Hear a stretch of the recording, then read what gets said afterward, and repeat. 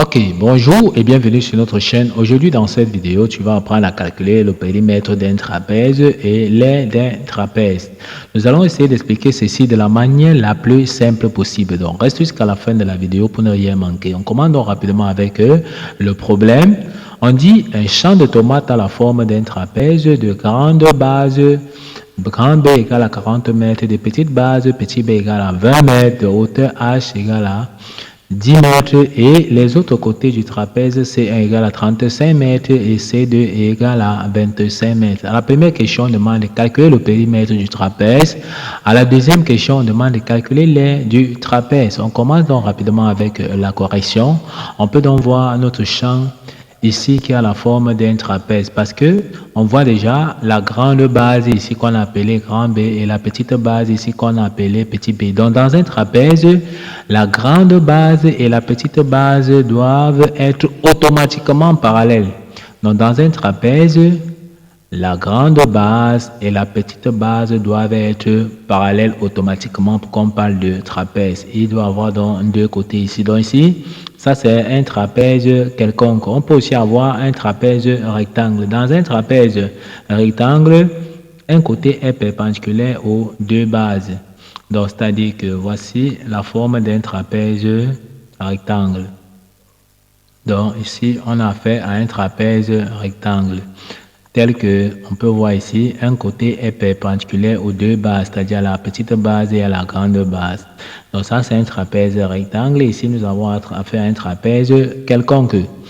Ok, si c'est donc compris, à la première question, on nous demande de calculer le périmètre du champ. Or, le périmètre, c'est tout simplement dans le pourtour.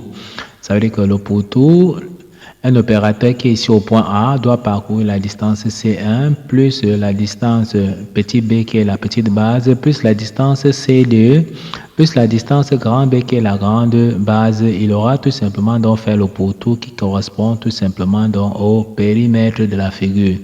On comprend que pour calculer le périmètre, on va donc dire que P comme périmètre sera tout simplement donc égal à C1. Donc, ça sera égal à C1 plus la petite base plus C2 qui correspond donc à ce côté plus grand B qui correspond donc à la grande base. Ok, on voit tout simplement qu'on a fait la somme de ces côtés. Ok, on peut donc tout simplement passer à l'application numérique.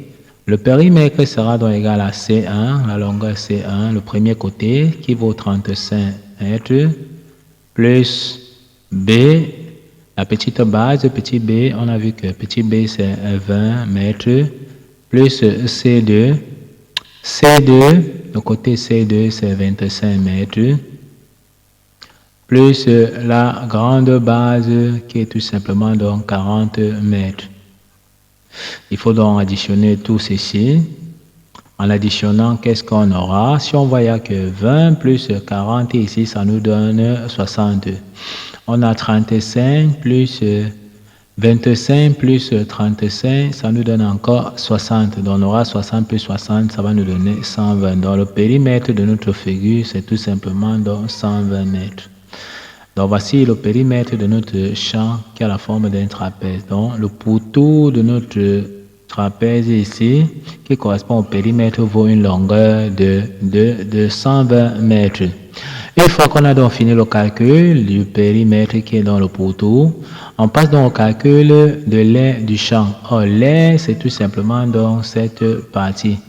On va donc essayer de colorier dans l'aire qu'on cherche en vert.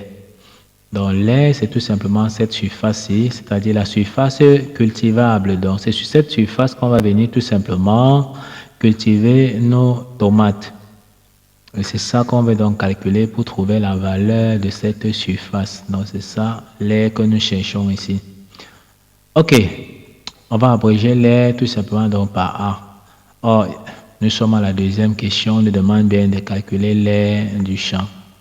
On rappelle que la formule qui nous permet de calculer l'aire d'un trapèze, on va dire que l'aire qu'on a abrégé par A sera donc égal à la grande base qu'on a abrégé par grand B plus la petite base qu'on a abrégé par petit b multiplié par la hauteur le tout divisé par 2. Donc, voici la formule qui nous permet de calculer l'aire d'un trapèze. On peut donc passer rapidement à l'application numérique. On aura l'aire sera donc égal à quoi? La grande base, ici on nous a donné c'est 40 mètres, plus la petite base. La petite base ici, on voit que c'est 20 mètres. Le tout multiplié par la hauteur. Or, on a vu que la hauteur ici, on a donné la hauteur de notre trapèze ici, c'est 10 mètres. On rappelle que la hauteur est toujours perpendiculaire aux deux bases. Donc, multiplié par la hauteur qui donne 10, le tout divisé par 2. Pour effectuer donc cette opération calcul, on calcule toujours d'abord la parenthèse. On fait d'abord 40 plus 20, ça nous donne 60. Donc, on va dire l'aire est égal donc à 60. Le tout multiplié par 10, le tout divisé par 2. En calculant, on aura donc 40 plus 20, ça fait 60. On aura 60 multiplié par 10. 60 multiplié par 10, ça nous donne 600. On aura donc 600, le tout divisé par 2. Or, 600 divisé par 2, ça nous donne 300. Donc, on peut donc dire que l'aire que nous cherchons ici est tout simplement donc égal à 300 mètres carrés. Donc, voici la valeur de l'aire de ce champ que nous cherchons. Donc, l'aire que nous cherchons ici de ce trapèze-ci, c'est-à-dire que la surface cultivable, ici on va venir cultiver nos tomates, vaut tout simplement 300 mètres carrés. Ok, nous sommes donc arrivés au terme de cette vidéo. Ne manquez pas de vous abonner à la chaîne, de liker la vidéo, de partager la vidéo aux proches et amis et d'activer donc la cloche de notification pour ne plus manquer nos prochaines vidéos. Sur ce, à bientôt.